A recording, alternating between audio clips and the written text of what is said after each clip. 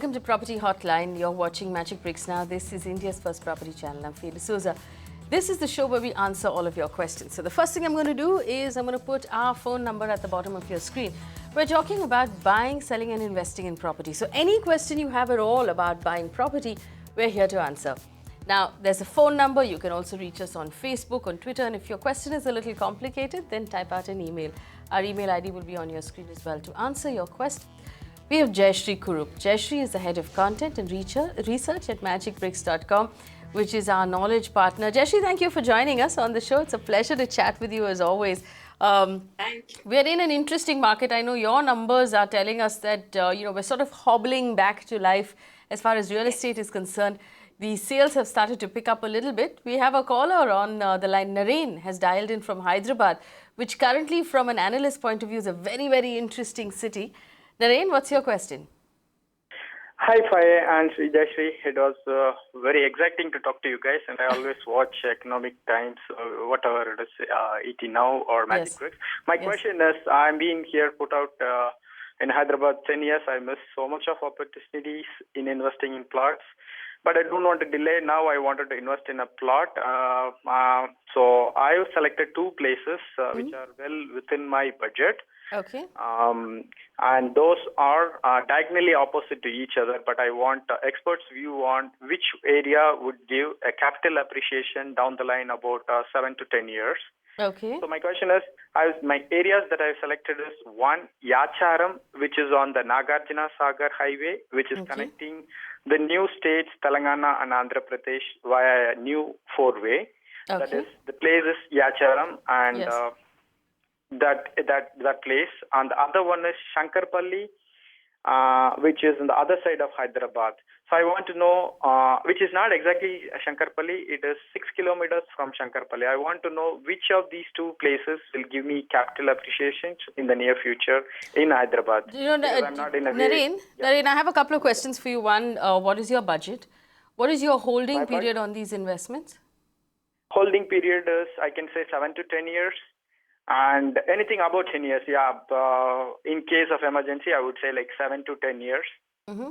And what's your budget? And budget is anywhere between 10 to 20 lakhs. 10 to 20 lakh rupees. All right.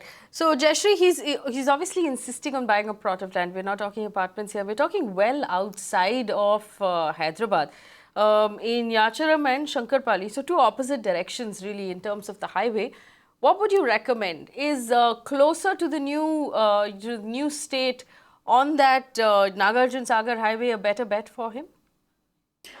Faye, actually both these are agricultural properties right now. And when a retail investor buys agricultural property, there are a lot of risks that come with it. One of the first thing is that the land use has to be changed into residential if you have to make it usable.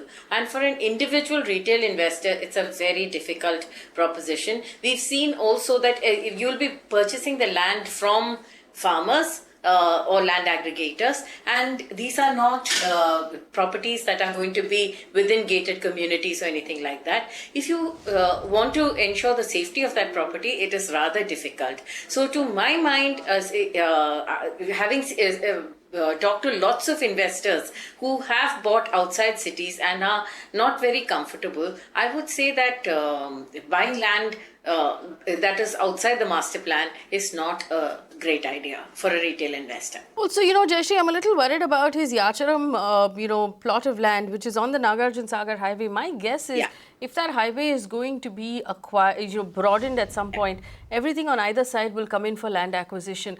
You don't always get the best deal from the government when they're acquiring land for highways, do you? No, you don't. In fact, you'll be stuck with whatever compensation the government decides to give you. And since you're buying this as an investment, you may not necessarily make money on that deal. All right. So what would you recommend he does? Is Shankarpalli then what you're recommending he does, or you think that he should avoid both of these deals? I'm recommending he avoid both of these because he's actually got a small limited budget and he's going in for agricultural land. So to my mind, that's a risky proposition. Within Hyderabad city, you can purchase plots which are within your budget. If it is in the master plan region, that is much safer. All right, check the master plan region for the Greater Hyderabad. You know, the outside of the new ring road that they have plotted, there is some plots of land. You may have to raise a little more money than the 10-15 lakh rupee budget that you're working with right now. But Jayashree says it's better to take up something that's already been earmarked as residential rather than go so far outside the city and look for something that's agricultural, cause you a lot of problems. You'll also have to post someone there to sort of manage your land. Let's move on to our next caller. Mahesh is on the phone line from Bangalore. Mahesh, good evening. What's your question? Good evening. This is Mahesh here. Yeah, what I wanted to ask is I've identified a property on Hosur Baglu Road. Okay. It's close to Sarjapura. All right. This property is developed by VIP Grand Properties. Mm. And what I wanted to know is how is the growth prospects in that area and how soon I can expect the appreciation. What is the time frame? What are you buying here? Are you buying land? Are you buying an apartment? Mahesh? No, it's a land, plot. You're buying a plot of land. All right. And how much are you spending on it? Around about, I'm okay to spend anywhere between 15 to 25 lakhs. 15 to 25 lakhs. Okay. And this is the Hosur Baglu Road. You're getting a property for 15 to 25 lakhs? Yes, that's. They have shown me few properties. Okay. With regard to that, I wanted to know. All right. Jayashree, on the Hosur Baglu Road, and I think, you know, in the south, you can't shake the will to buy a plot of land. What would you recommend he does? Would you recommend he goes ahead and buys it? What sort of appreciation can he expect? I think the property that he's referring to is on a pre-launch right now, and therefore he's getting it at a lower rate. But when you buy on a pre-launch, and this is a land, and it's a gated community, if I'm not mistaken, what will happen is it will take some time for development to happen and for you to get your property in hand. You will have to hold for at least 7 to 10 years for you to be able to get any kind of appreciation here. There's a lot of land on this stretch, and there is demand for, I think, apartments much more than land on this stretch, because this is driven by the IT corridor, and it is largely the non-resident Bangalorean who buys. It is the people who come from other cities, who come into Bangalore to work, who are occupying these stretches. And here the demand is more for built-up apartments rather than for land, as I understand it.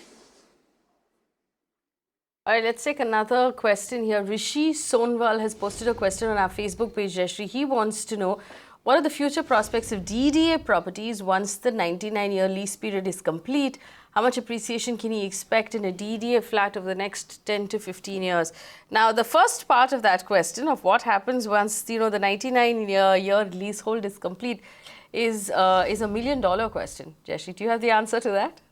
Yes, absolutely. The DDA has actually made it clear that you cannot, you must convert it from leasehold to freehold. DDA is not in favor of holding any leasehold properties, and if you want to purchase or sell properties, you have to convert it into freehold, because it is illegal to buy or sell on power of attorney, which was what was happening when it was on a lease.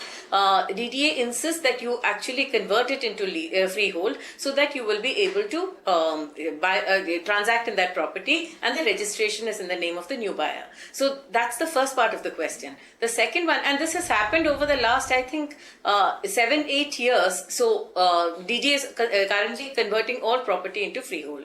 The second part of your question, what happens to appreciation of DDA properties? There are two ways of looking at it.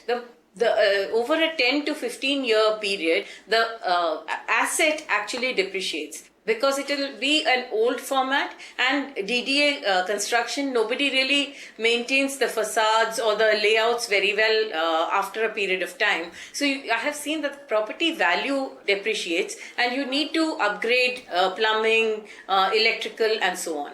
But the locality value appreciates, because it is the social infrastructure is good, the occupancy is good, and therefore you see that the locality value appreciates, but you will see that actual DDA properties don't appreciate as much. In fact, the value goes down because you're talking about a 10 to 15 year cycle. All right, quick question again from Pitambaran, who's written in asking for suggestions on senior living options available in Chennai. He tells us his budget is 30 lakh rupees. There are a lot of questions that are coming in now on senior living, Jayashree, and there are several developers also, thankfully, who are focusing on the market of senior living. What advice would you give Pitambaran? Pitambaran, Chennai is the best city to look for senior living right now because a lot of developers have actually focused on senior living properties, and these come in the price ranges that you have indicated. You can get it in south, west, north, all three parts of Chennai. You will be able to get properties, and I think I counted at least about 12 to 15 developers and their ranges and their properties which have senior living options. All right. Would you be able to recommend a few, Jayashree?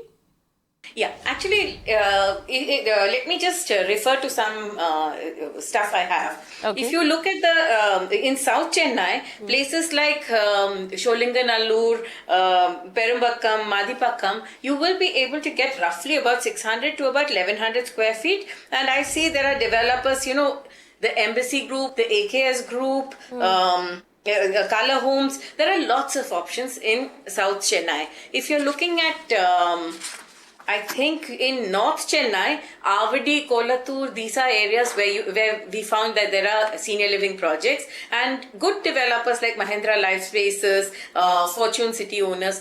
These are all developers who have options there. And if you look at West Chennai, Those options are not senior living options, are they? They're just regular apartments. No, they have been advertised as senior living. What happens is it's not the entire layout is not senior living, but there are certain parts of it which have got senior living options. And by this, what the developers have done is they've customized the bathrooms, and so on for senior living. And there is some amount of social and physical infrastructure that's available within the gated projects. So I think if you look around, you'll find between about 600 to about 1100 square feet, there are lots of options that have been advertised as senior living. I haven't personally checked out all the projects, but I can say that it is advertised as senior living. Okay, so lots of options there in Chennai, and the thing to remember about senior living projects is it has to have, like Jayashree said, social and physical infrastructure. So your bathrooms, floorings, lifts should all be compatible for either wheelchairs or people using walkers. That's one thing. You need to have some sort of assistance in the building that will help you with medical care, with health care, and with nursing. And of course, you have to make sure that there's a hospital fairly close by. Those are the things to keep in mind with senior living. A community kitchen is also something that a lot of developers are introducing in senior living projects. We have a website on which you can gain all of these answers. It's mbnow.in. A copy of the show will be on our website as well. Sonal has also written in. She left us a question on our website, Jayashree. She tells us she bought a 2-bedroom flat in Konark Exotica in Vagoli in Pune in 2011 for 36 lakh rupees. I'm sure she'll be quite happy with that purchase at this point. She's getting about 50 lakh rupees for the property. Now, she wants to know, this is equal to the total amount of the project plus the loan plus interest. Should she hold it or should she sell it? Now, my personal opinion about buying property is unless you specifically need the money, you shouldn't sell an apartment because the price will always keep going up. But what would you recommend she does? Is it a good time to sell in Pune? No, it's not a very good time to sell. Today she has made as much as she has paid. So she's really not made a profit. And if she holds on for another couple of years, she will make a profit there. Another thing is this is not a seller's market. So what I would recommend is hold on to your project unless you need that money. If you're planning to sell it and buy in another early stage property where you can get better returns, maybe that is a good idea. But right now, it is actually not a seller's market. So unless you need the money, don't sell right now. Hold on for a little while and then sell and reinvest that money into early stage developments. All right, so don't sell right now unless you absolutely need the money. We also have an email question that's coming from Sangeeta Arora. Sangeeta wants to know what the future prospects are of the Winter Hills by Uppal developers in Sector 777, Gurgaon. Now, she says possession was due the end of 2016. It's likely to be delayed. What kind of appreciation can Sangeeta expect from this property, Jayashree? On one hand, she's telling us possession is going to be delayed, but she seems fairly confident that it will eventually be given to her. It's only delayed marginally, which is a good thing in Gurgaon. What kind of appreciation can she expect from Winter Hills? I would say that right now in this area, this is very close to the NH8, along the it's further up from the Dwarka Expressway, and it's along closer to the NH8. So there is a access to this project, which is why she's probably considering it. Now we've been hearing about the Dwarka Expressway being completed, that entire area being livable, but that still is a while away. I don't see too much action on the ground. If she sees cranes moving in that project, please consider it. If the cranes are not moving, and even if the project is very close to completion and delivery, I would say if the cranes are not moving, do not buy the project. Wait till the cranes start moving. When the developer shows the intent to deliver, that's the time when you can probably pick up this project. All right, so keep an eye, of course, on any progress on the ground. Make sure it's an active construction site. Next question comes in on the website, mbnow.in. Anshuman has written in. He wants to buy a ready-to-move-in home in a gated society in Hyderabad. He tells us he has a budget of 50 lakh rupees. He shortlisted the Bhavya Tulsi Vanam at Kukkarpalli and accurate wind chimes at Narsinghi, and he wants to know which of the two is a good investment.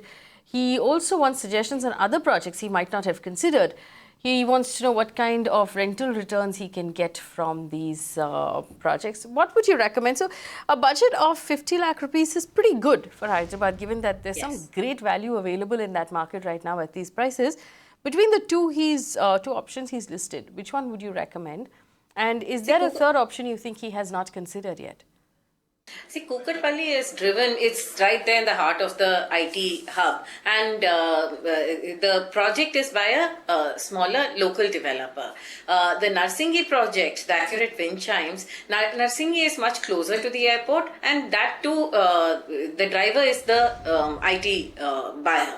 So in both these projects, what you will notice is that you will get fairly good rental returns, the rental demand, and you should be able to get, I think, about between 10,000 to 20,000 per month as a rental return. At 50 lakh, you get about 20,000 return. That's the about these two projects. What I would say is that if you're buying in the Hyderabad market right now, buy into those projects which are closer to the IT hubs, because that is where the rental demand is high. If you're also looking at places a little further away, I see a big bump up in returns at Sikandarabad. Probably because the metro project is coming, there is a flyover project that is underway, and because of the infrastructure upgrade, we do see a lot of excitement around the Sikandarabad area as well, where there are lots of cooperative group housing societies and slightly older properties, but lots of demand there. All right, so Sikandarabad will give you good returns, and also for 50 lakh rupees, you'll be able to get some great value in Sikandarabad as well. There's an email question that's come in from Vikas. Vikas says he wants to apply for a MHADA 2016 lottery home to purchase a flat located in Tunga in Powai. This is for an investment, he says. Is it advisable? Well, the first thing you need to remember if you're going to, apply for a lottery, first of all, that it's a lottery. Secondly, MHADA homes are meant actually for residents, and I'm going to discourage you here very clearly, because the MHADA homes are meant for people who need homes to live in. I don't think it's in the right spirit to buy that as an investment at all if you're not going to live into it. And there's a lock-in of, I think, 5 years. You're not allowed to sell and you're not allowed to rent. Jashri, would you recommend he goes ahead and, applies for this? It's a small cost to apply for a MHADA lottery. Is it a good investment though?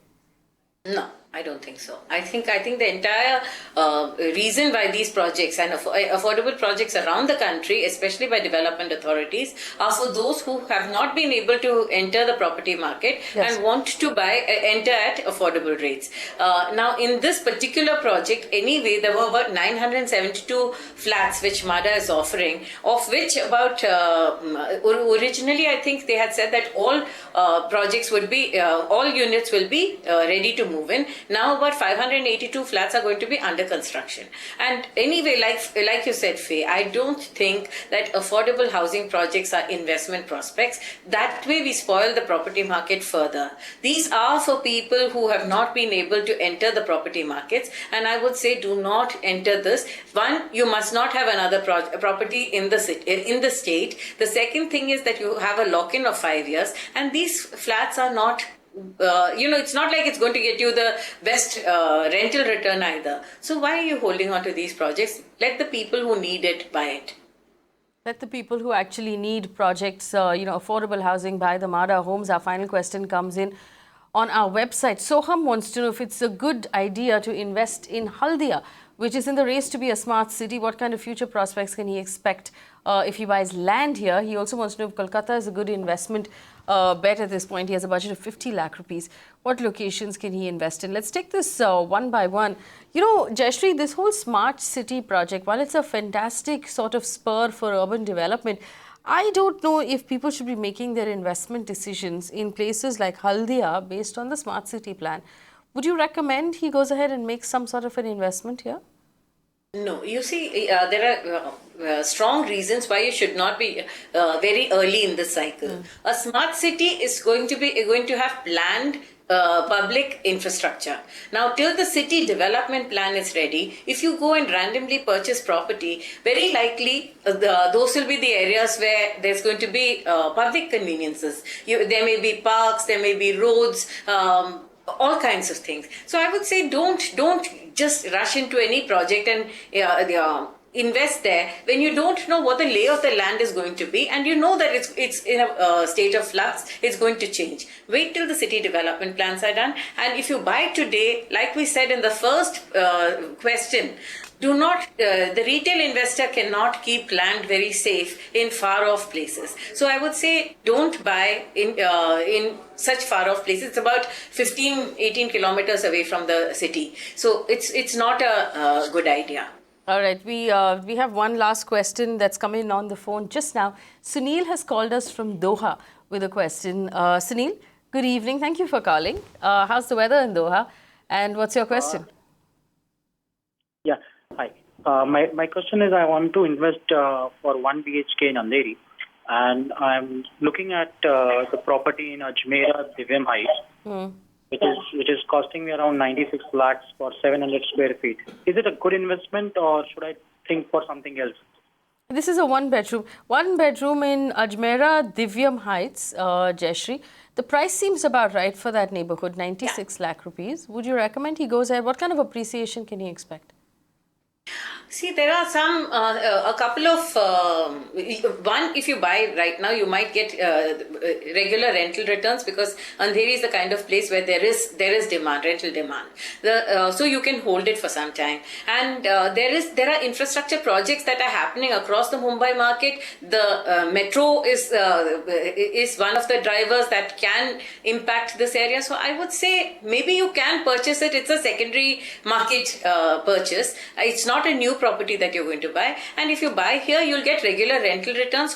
Think about a 5-7 year time horizon, and like Faye said earlier, you don't go wrong with property in places like Andheri. All right, you don't go wrong with property in places like Andheri, an established market with enough job creation around it to keep it going for a very, very long time. So also, Jayashree, a one bedroom would be very easy to rent and to sell eventually. Yes. It's not like he's buying something extremely expensive for the Mumbai market. That 96 lakh rupee ticket size does make sense. So it sounds like a good buy. Of course, go in, take a look at the apartment, take a look at things that are important in Mumbai, like water supply, like lifts, things like that. If they all and function. Documentation. And documentation, make sure that the building has an OC, an occupation certificate, and all of the other documentation that you must have. It'll make it difficult for you to sell in the future if you don't have all documents in place. Jayashree, we've run out of time. This was a really quick half hour. Thank you so much for spending time with us this evening. If you have questions about buying property, contact details are on your screen. We're here every day of the week to help you in any way we can. Get in touch. It'll be our pleasure to hear from you. Thanks for watching.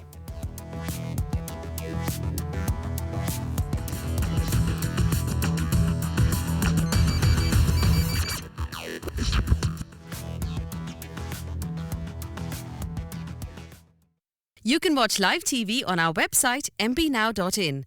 Find us on Facebook at facebook.com/magicbricksnow. And don't forget to click the like button. You can also follow us on Twitter at magicbricksnow. To stay updated with all our programming, hit the subscribe button on our YouTube channel by logging on to youtube.com/magicbricksnow.